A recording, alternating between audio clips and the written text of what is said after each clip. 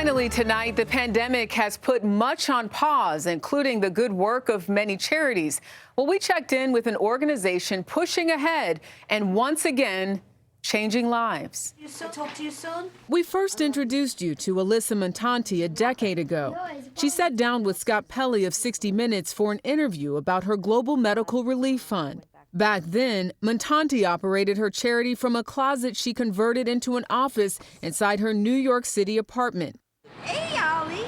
At that time, she had little funding and almost no humanitarian experience. But against the odds, she's been helping children around the world get prosthetics, many of whom have lost their limbs to war, to natural disasters, and sometimes violence. When we spoke to you, you had helped about 100 children. How many is it now? 150. And from 2011 to today, you've been able to help 448.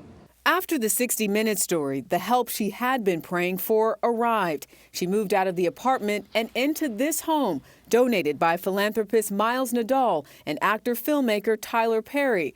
But when COVID struck, the small charity suffered. I tried to stay optimistic, but it was scary. And have that population of kids that were so meaningful to us go away was horrible.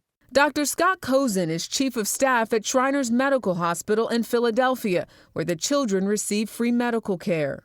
It was horrible because these kids that we helped so much couldn't come over, and meanwhile their prosthetic legs were breaking.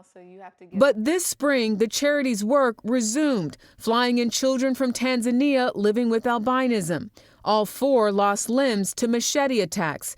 When we visited the Dare to Dream home, we met 6-year-old Jade from Nicaragua, who came here for surgery on her finger and leg, and 12-year-old Aldrin of the Philippines, who had lost his leg in the 2014 typhoon. Why do you do this? There's no reason on earth that I shouldn't help these children. 10 years ago, Scott Pelley asked you, how do you keep this thing running? On a prayer. Still feel that way? Yeah, I do. I do. On a prayer and donations. The need is great. Montanti says she is currently working to help a number of children in Afghanistan and Haiti.